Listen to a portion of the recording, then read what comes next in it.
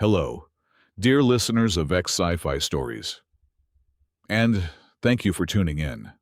Unfortunately, YouTube has recently disabled our channel's monetization features, leaving us with absolutely no budget to maintain our operations.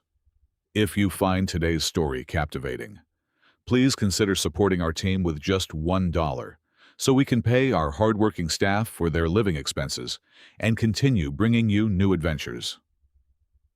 You can easily support us by scanning the QR code on your screen or by clicking the donation link located in the description or the pinned comment below. They did not banish us for our weapons, our wars, or our boundless greed. They banished us because we could laugh, weep, and change our minds to a galactic empire built entirely on absolute mathematical perfection. Human nature was the ultimate contagion. So, they cast us into the deepest abyss, fully expecting us to die quietly in the dark. They were profoundly wrong. The architecture of the Court of Light was a masterclass in psychological subjugation. It possessed no curves, no shadows, no soft imperfections where a tired eye might seek refuge. Every towering pillar of pale, crystalline light intersected at exact 90-degree angles. This was the heart of the Pangea Alliance, an empire that had endured for millions of years, not through the brute force of military might, but through the flawless execution of quantum logic and a philosophy of absolute perfection. Bryce Bishop stood completely alone at the center of the vast, circular dais. He wore a simple dark suit, creating a stark, almost offensive contrast to the shimmering, mathematically precise robes worn by the thousands of alien delegates towering above him in the grand amphitheater. The silence in the room was absolute, a heavy, suffocating physical pressure meticulously designed to crush the spirit and break the will of lesser beings. High above the floor, the Prime Arbiter, a terrifying entity composed of pure, solidified light and sharp geometric angles, delivered the final verdict. Its voice did not echo across the chamber. Rather, it simply manifested directly within Bryce's mind, cold, sterile, and entirely devoid of tonal variation. "Humanity is not condemned for acts of violence," the Arbiter stated, the words precise and measured. "You are condemned for what you fundamentally are. You are a tumor of entropy. Your species alone possesses non-linear cognition. You operate on erratic emotion, on chaotic impulses, on completely irrational leaps of logic. You continuously introduce unpredictable variables into a flawless cosmic system. Your mere existence threatens to unravel the foundational order of the galaxy." Bryce did not flinch. He did not tremble. He simply looked up at the towering entity, his face a perfect mask of serene stillness. "The sentence is eternal exile," the Arbiter continued, the light radiating from its form, pulsing in a steady, hypnotic rhythm. "The entire human race shall be permanently relocated to the fracture." A subtle, almost imperceptible shift rippled through the thousands of watching delegates. The fracture. It was a dead zone located at the absolute edge of the known universe, a chaotic and violent void where the fundamental laws of physics were constantly being torn apart, completely scrambled, and remade, only to collapse all over again. It was a realm of profound sensory deprivation and inevitable physical annihilation. It was a brutal death sentence masquerading as a peaceful deportation. Thousands of pairs of alien eyes, ranging from faceted insectoid orbs to glowing, formless pools of plasma, locked onto Bryce. The entire alliance braced itself. Their quantum supercomputers had calculated a 99% probability of violent, desperate resistance. They fully expected Bryce to rage, to scream threats, to declare a final, bloody war of attrition that would scorch the stars. The automated defense grids hidden within the walls were primed, ready to vaporize him the very moment he displayed any sign of aggression. Instead, Bryce Bishop closed his eyes for a fraction of a second, drawing in a slow, deep breath of the sterile, temperature-controlled air. When he opened his eyes again, the faintest trace of a smile played at the corners of his mouth.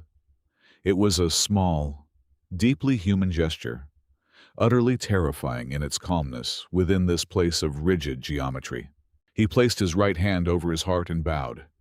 It was an elegant, measured movement, devoid of any sarcasm but dripping with an unspoken, chilling confidence.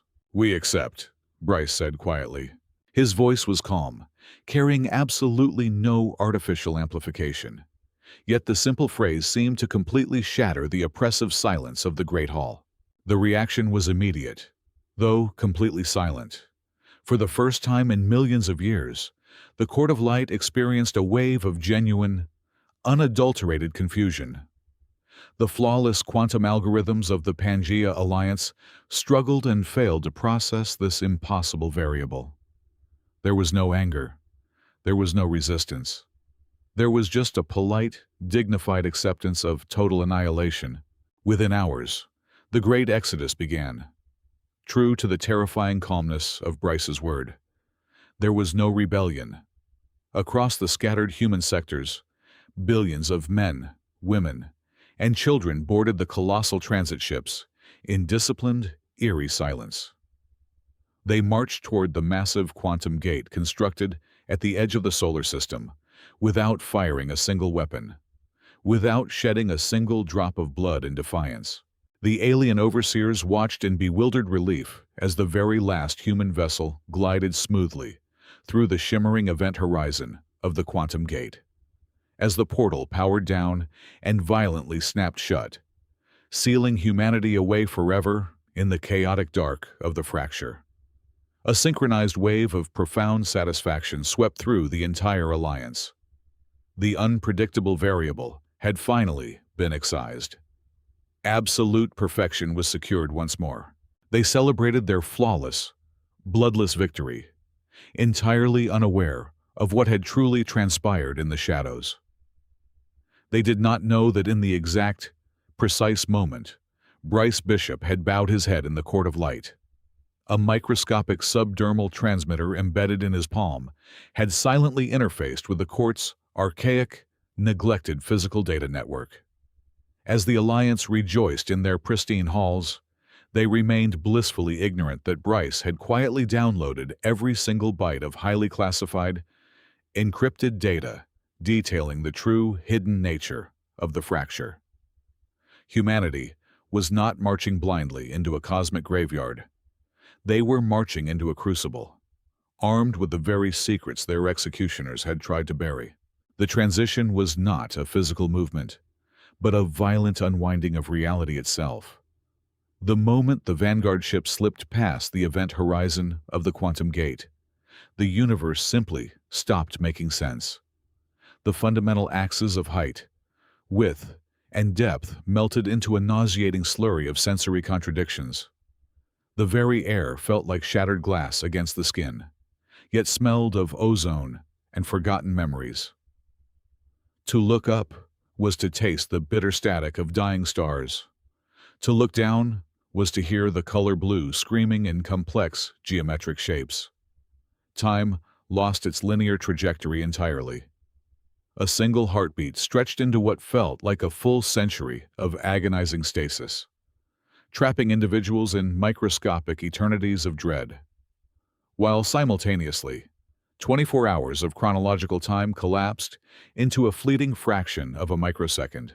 The navigation consoles screamed in a chaotic symphony of fatal errors as the artificial gravity generators tried in vain to process a dimension where gravity pulled inward from the edges of a person's own terrified mind. Then, the disintegration began. The massive transit vessels, generously provided by their captors, were marvels of quantum engineering.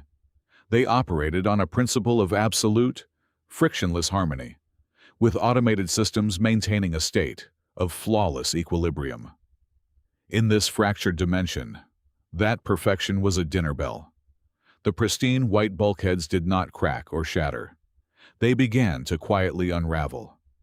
The meticulously arranged molecular bonds dissolved like sugar in boiling water, transforming solid impenetrable titanium armor plates into glowing, ash-like geometric flakes that drifted upward into the non-existent ceiling. The life support systems, designed to maintain a flawless 21% oxygen mixture, began to hum a discordant, dying note as their logical pathways were devoured. The ship was dying not from a physical assault, but because it was simply too organized for this realm. Bryce Bishop anchored himself to a command terminal that was rapidly shifting into a semi-fluid state. He forced his eyes to focus on the decryption screens, displaying the classified data he had stolen just moments before their exile. The horrific truth rendered on the dying monitors was undeniable. This realm was not a natural phenomenon or a cosmic garbage dump. It was an incubator. Drifting through the impossible geometry of the void outside the hull were entities of pure, predatory energy. The downloaded data called them the Weavers. They were not beasts of flesh and bone. They possessed no maws to tear meat, no stomachs to digest physical matter. They were vast, silent manifestations of anti-entropy. They fed exclusively on order, on predictable mathematical patterns, on the cold, sterile silence of flawless structural integrity. The perfectly synchronized fusion engines of the human fleet were a literal feast, an irresistible beacon in the dark. And the Weavers were descending upon them in swarms of shifting, crystalline light that hurt the eyes to witness. As the Weavers phased seamlessly through the disintegrating hull, the ambient temperature plummeted toward absolute zero. They moved in perfect, terrifying unison, erasing whatever organized systems they touched. A crew member near the viewport tried to initiate a standardized emergency protocol, executing the exact sequence of commands drilled into him by the alien overseers. The moment the flawlessly logical command was entered, a Weaver entity instantly phased through the bulkhead and engulfed him. He did not bleed. He simply ceased to vibrate, turning into a statue of frosted glass before shattering into perfectly symmetrical dust. The silence these entities brought was heavier than the sensory overload of the dimension itself. It was a hungry, aggressive quiet that sought to still the beating of every human heart, to smooth out the chaotic wrinkles of biological life until nothing but frozen perfection remained. Total panic erupted on the command deck. A young navigation officer, his mind breaking under the strain of the collapsing physics, fell to his knees and began to scream. It was a raw, jagged, entirely illogical sound of pure terror. Beside him, an engineer slammed her fists against a failing console in a completely erratic, arrhythmic pattern, sobbing uncontrollably. Across the bay, a mechanic who had lost his grip on reality began to sing a discordant, off-key lullaby at the top of his lungs, his voice cracking with hysterical grief. Then, something impossible happened. The Weaver entity that was drifting toward them, extending its silent tendrils to consume their structural heat, violently recoiled. The screaming, the erratic pounding, the out-of-tune singing, the chaotic, messy flood of human adrenaline and despair created a localized shockwave of intense entropy. The Weaver shrieked, a sound like a galaxy of glass breaking inside a vacuum, and rapidly dissolved back into the shifting void, completely unable to process the sheer irregularity of the biological noise. Bryce stared at the spot where the entity had been, his mind racing faster than the collapsing quantum drives. The truth hit him with the force of a physical blow. The Alliance had not sent humanity into this nightmare to die a quiet death. That was a lie of convenience. The Alliance was terrified of the Weavers, but their immaculate, perfect empire had no defense against predators that fed on perfection. They needed a shield. They needed a species so fundamentally chaotic, so prone to emotional outbursts, erratic behavior, and unpredictable defiance, that their very existence generated a field of pure entropy. Humanity was not a discarded tumor.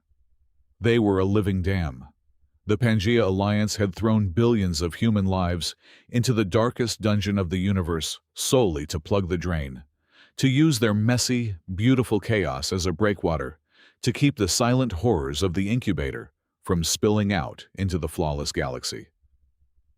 Bryce activated the fleet-wide emergency communication channel, bypassing the failing digital arrays and using the analog emergency backup systems. His voice cut through the static, the grinding of dissolving metal, and the terrified screaming of the crew. "Everyone, listen to me," Bryce commanded, his voice trembling not with fear, but with a sudden, wild, rebellious realization. "Stop trying to fix the ships. Stop trying to restore order. Break the consoles. Sing, scream, bang on the bulkheads. Cry, laugh. Make as much illogical noise as you possibly can. Let them see exactly how chaotic we can be." Generations bled into one another, though tracking them became an exercise in futility. In a realm where 3 days could span a dozen lifetimes, humanity spent hundreds of years adapting to the violent storm. The remnants of the crystalline transit vessels were entirely cannibalized, melted down, and reforged. The exiles quickly learned that rigid systems were a death sentence. To survive, they had to unlearn everything the civilized galaxy had taught them about engineering. They threw away the microchips, the quantum stabilizers, and the flawless algorithms. At the helm of this agonizing rebirth stood Bryce Bishop. While the original fleet commanders withered and turned to dust across the twisted epochs, Bryce remained untouched. The chronal radiation of the void had woven itself into his cellular structure during the initial breach, locking his biological clock in a state of perpetual stasis. He became an immortal anchor for a species adrift in madness, his physical form unchanging, while his mind expanded to comprehend the swirling lunacy of their new home. Under his guidance, a new branch of science was born from the ashes of desperation. They called it chaotic resonance technology. The sterile engines of the past were replaced by biomechanical drives that defied every known law of thermodynamics. These new machines did not run on predictable fusion or solar radiation. Instead, they were powered by the raw, messy essence of human vitality. Engines were linked directly to the biorhythms of their pilots. A navigation console would shift course based on a sudden spike in adrenaline, and life support systems regulated atmospheric pressure by measuring the collective emotional fluctuations of the crew. They built reactors that thrived on probability and sheer luck. A machine functioned best when its operator felt a surge of defiant joy, roaring anger, or passionate grief.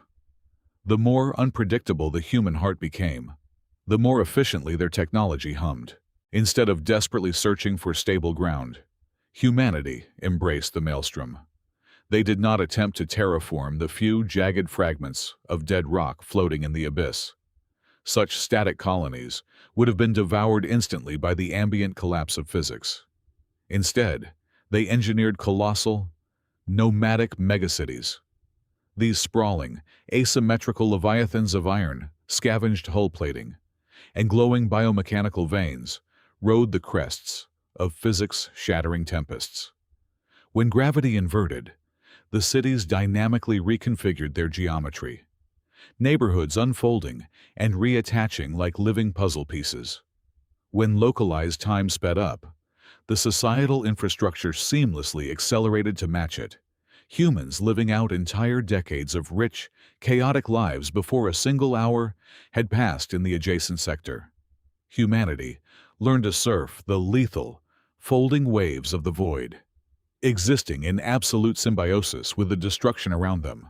But the most magnificent triumph of their evolution was not their mastery over the environment. It was their conquest of the apex predators. For the first few decades, the ethereal entities known as the Weavers were hunted and driven away with chaotic noise and raw emotion. However, human ingenuity, fueled by boundless audacity, soon realized the true potential of their hunters. They stopped running. Instead of destroying the entities, Human engineers began trapping them within sprawling, labyrinthine containment grids constructed from pure, unpredictable thought patterns. Because the weavers instinctively gravitated toward order to consume it, humanity continuously fed them tiny, mathematically perfect puzzles, projecting holographic cages of flawless geometric shapes. As the entities desperately tried to digest this rigid logic, they generated immense thermal and kinetic energy as a byproduct. Humanity ruthlessly harnessed this output. They chained gods of anti-entropy to their engine blocks and used them as an infinite, blazing power source for their storm-riding fleets. The very monsters that once terrorized them were now pulling their chariots across the stars. This horrific, beautiful symbiosis triggered a profound evolutionary leap. No longer were they fragile refugees shivering in the dark. Humanity became a transcendent species, wild and unfettered. They broke the shackles of traditional physics, learning to manipulate the shifting reality of the void with a mere collective thought or a synchronized battle cry. They were native denizens of the chaos now, masters of a dimension that was meant to be their tomb, radiating an aura of magnificent, deafening life. Deep within the command sanctum of the flagship, a sprawling metropolis named after the ancient city of Babylon. Bryce monitored the makeshift sensory arrays stretching toward the cosmic barrier. The screens flickered with static, interpreting data through the lens of human intuition rather than cold logic. What he saw brought a grim, knowing smile to his ageless face. The weavers were multiplying, fed by the constant, agonizing friction against humanity's chaotic barriers. The unchained entities in the wild were growing massive, swelling in both size and sheer number. They were a ravenous ocean of predators, starving for a meal worthy of their immense hunger. Bryce analyzed the telemetry data, translating the erratic pulses into a clear, terrifying picture. The weavers were pressing against the quantum seal of the gate, looking outward. They did not want the chaotic, indigestible humans anymore. They were salivating for the ultimate feast of order. They hungered for the sterile, flawless, mathematically pristine expanse of the Pangaea Alliance waiting just beyond the wall. "Let them gorge themselves," Bryce whispered to the empty chamber. He ordered the fleet to pull back deeper into the storm. He did not issue a command to attack. He did not warn the Empire that had discarded them. Bryce Bishop simply folded his hands behind his back, stood in the dark, and waited in absolute silence for the walls of perfection to finally crack. The jewel of the Pangaea Alliance was a central network of Dyson spheres and synthetic ring worlds, all forged from flawless white metal. For millions of years, the inhabitants had known nothing but absolute, undisturbed tranquility. Evolution had ceased entirely. Biological unpredictability had been systematically replaced by immaculate, synthetic replication and genetic standardization. When a civilization exists without struggle, without disease, and without a single chaotic variable for millions of years, survival instincts do not just fade, they wither and disappear completely. The minds of the Alliance citizens were no longer messy webs of firing synapses. They were rigid, unyielding algorithms. Every single action, every thought, and every societal function was pre-calculated and executed with 100% efficiency. They had successfully eradicated fear, grief, and doubt. Tragically, they had also eradicated their fundamental ability to adapt to the unknown. The catastrophic breach did not happen with a deafening explosion or a violent tear in the fabric of space. It was a terrifyingly quiet sigh, the colossal quantum barrier separating the known, perfect universe from the chaotic exile zone simply fractured on its own. It was not breached by a coordinated attack from the banished human fleets, nor was it clawed open by the entities trapped within. The failure originated entirely from the outside, by forcefully excising the chaotic human element all those centuries ago. The Pangea Alliance had unknowingly pushed their reality into an unnatural state of absolute cosmic stagnation. The fundamental laws of the universe abhor a total vacuum of entropy. The matter comprising the Alliance territories had become so deeply motionless, so profoundly unchanging and predictable, that reality itself could no longer sustain the tension. The barrier shattered beneath the crushing, unbearable weight of its own perfect stillness.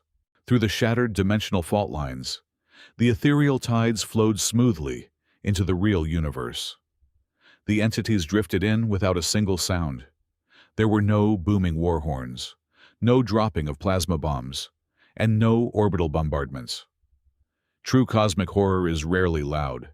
It is the quiet, paralyzing realization that you are completely powerless against a force you cannot comprehend.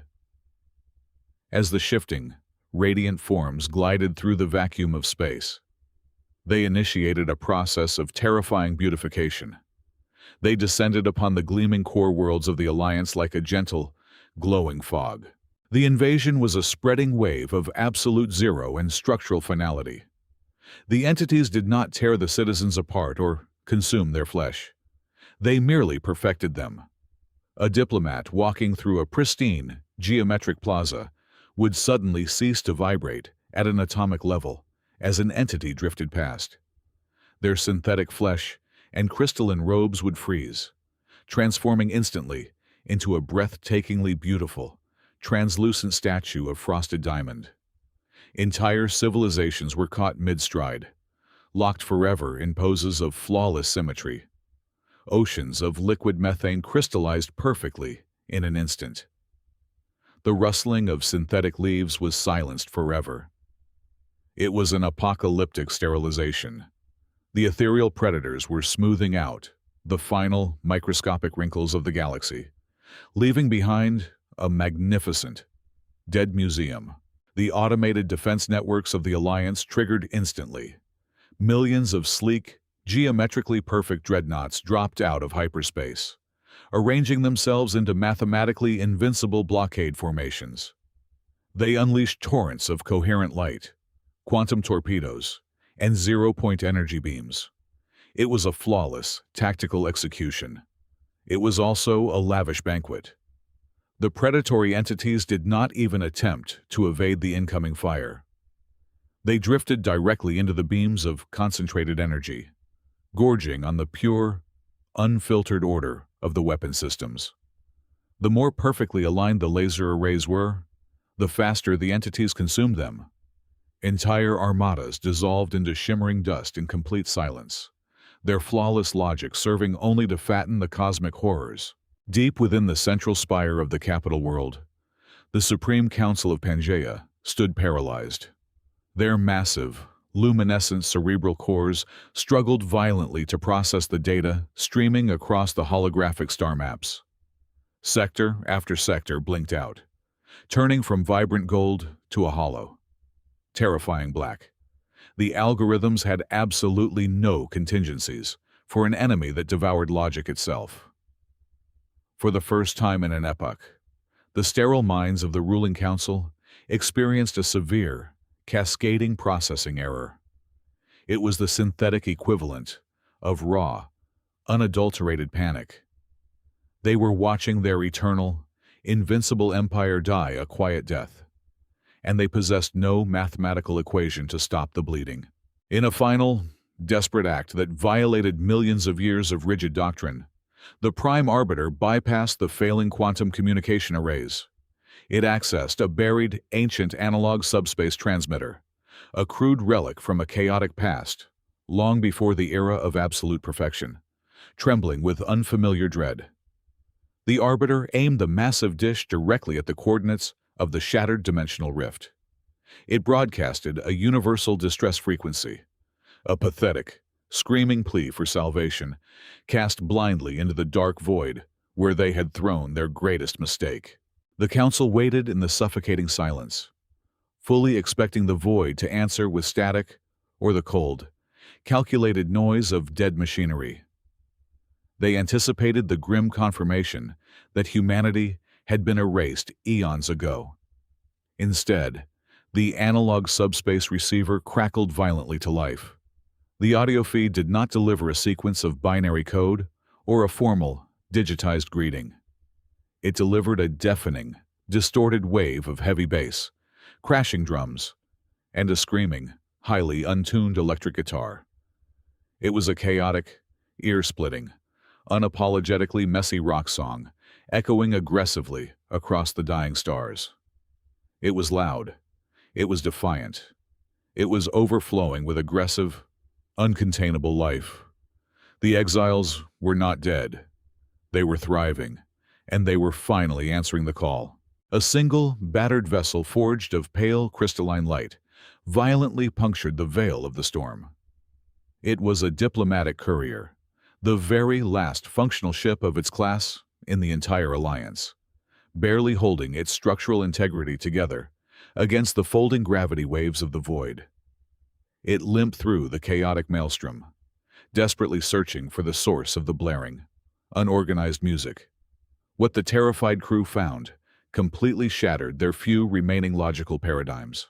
Instead of a graveyard of debris, they were immediately flanked by leviathans, massive, asymmetrical warships composed of dark, jagged metals and pulsing, bioluminescent veins dwarfed the fragile Alliance courier. These human vessels did not glide on sterile quantum rails. They rode the physics-shattering tempests, their hulls scarred and beautiful, radiating an intense, deafening heat of pure survival. The courier was swallowed into the hangar of the flagship, not by precise tractor beams, but by chaotic magnetic harpoons that slammed into its hull with terrifying force. When the atmospheric seal of the courier opened, the supreme representative of the Pangea Alliance stepped out.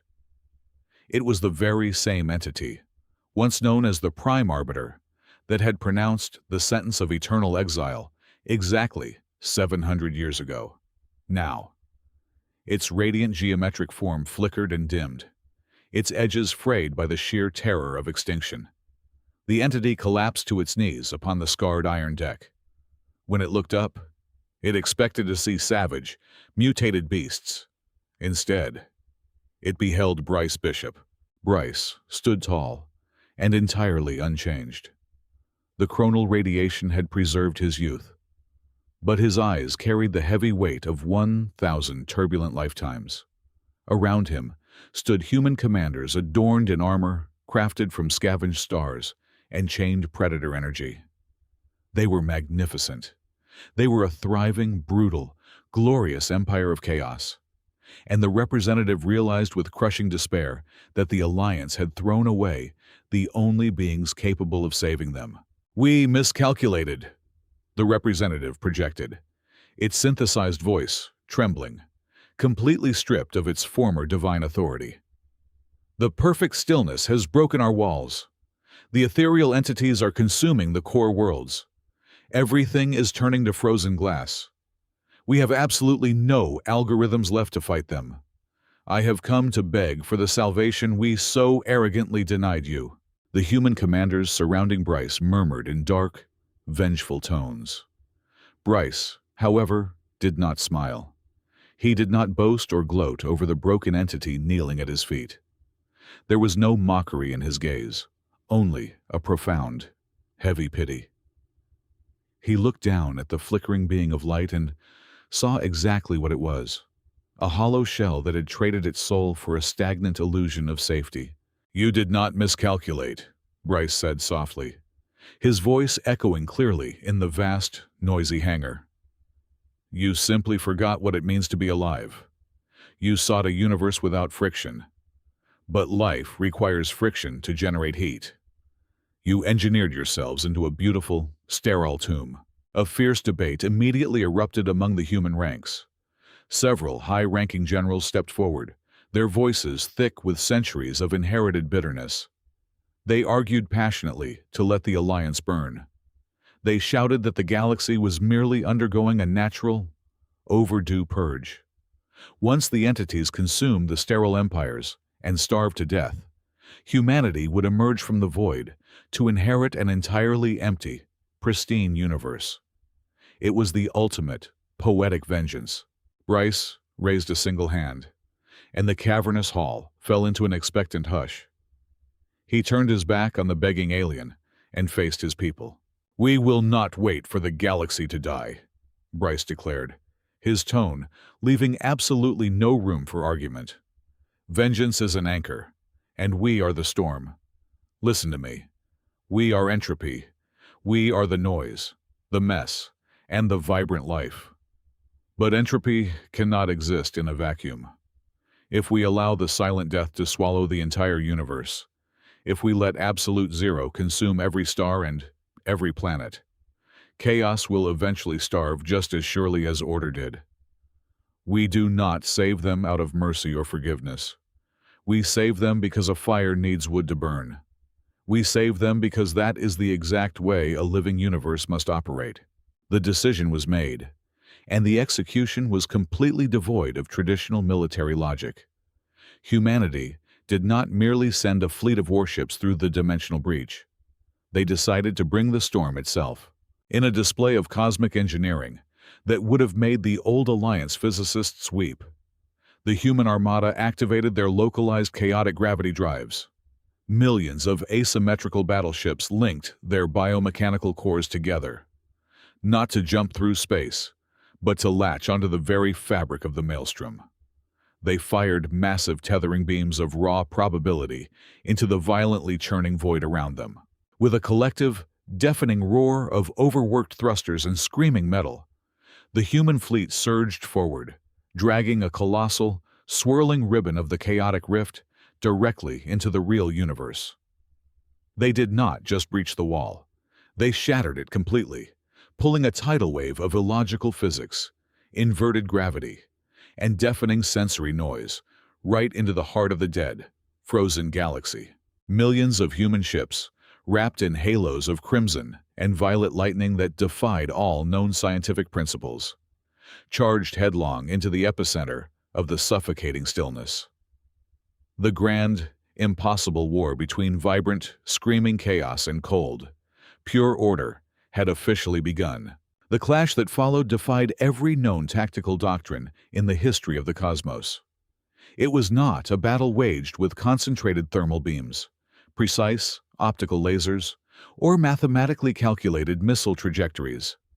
The grand arsenal of humanity consisted of pure, unadulterated noise, blistering anger, and chaotic art. As the massive human dreadnoughts plunged into the suffocating tides of the Weavers, they weaponized their own messy biology.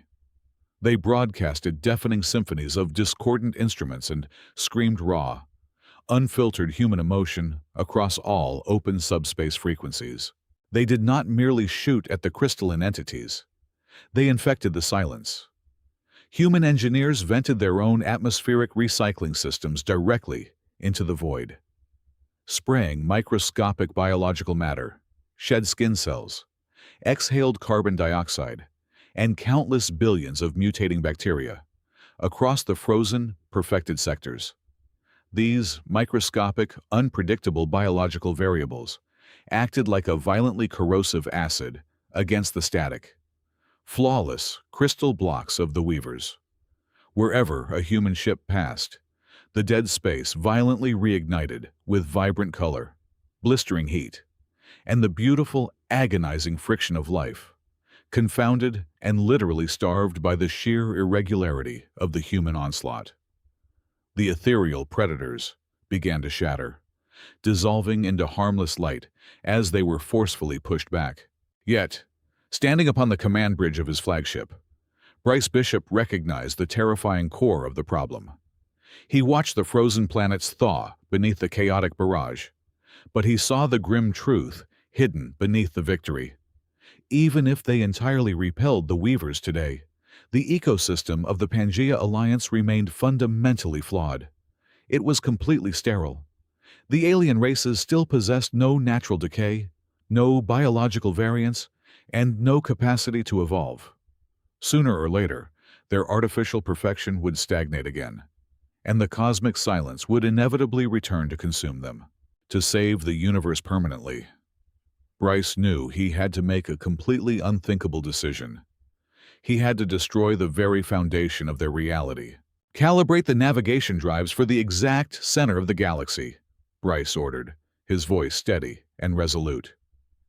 "Initiate the primary Chaos Core overloads across the entire Vanguard fleet. Detonate on my mark." A shocked silence gripped the bridge. But his officers did not hesitate. They understood the grim mathematics of survival. When the Leviathan ships reached the glowing heart of the Pangea network, they did not drop plasma bombs. Instead, they ruptured their own biomechanical hearts.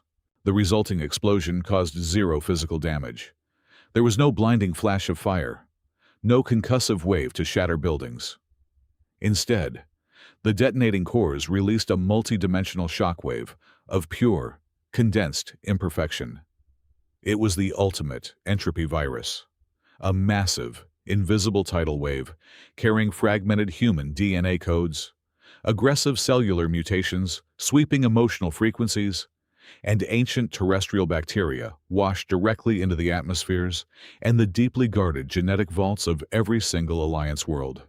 The immediate aftermath was a scene of unparalleled, apocalyptic horror, inextricably bound with profound salvation. Across millions of planets, flawless alien beings suddenly collapsed to their knees. For the first time in an epoch, they experienced the sharp, electric sting of physical pain.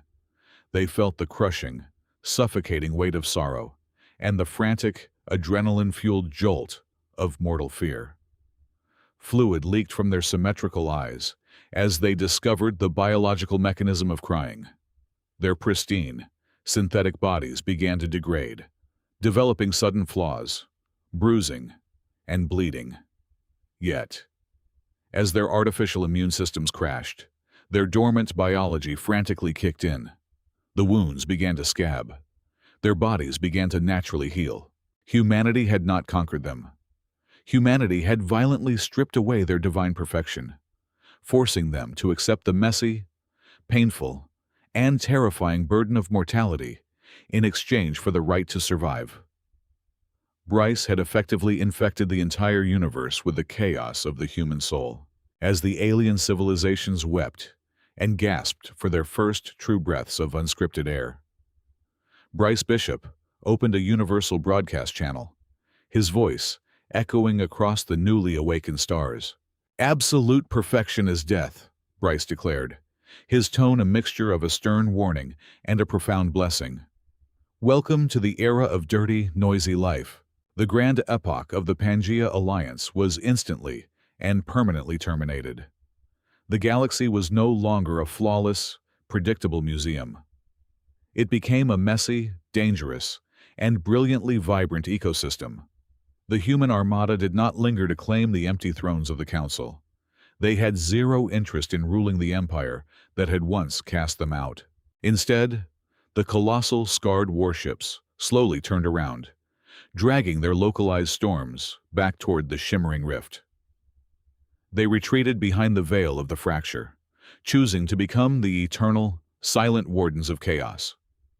They left behind a universe that was fundamentally and forever changed. A wild frontier where every single living creature now carried a tiny, chaotic fragment of the very exiles they had once abandoned. Thank you so much from the bottom of our hearts for listening to this story today.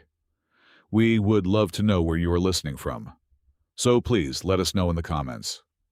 If you found today's journey through the stars captivating, please consider helping us with just $1. You can support our channel by scanning the QR code currently displayed on your screen, or by using the donation link provided in the video description and the pinned comment. Your generous support allows us to pay our dedicated staff, helping them feed their families, and ensuring we can continue creating even more amazing stories for you. Thank you again, and we will see you in the next adventure.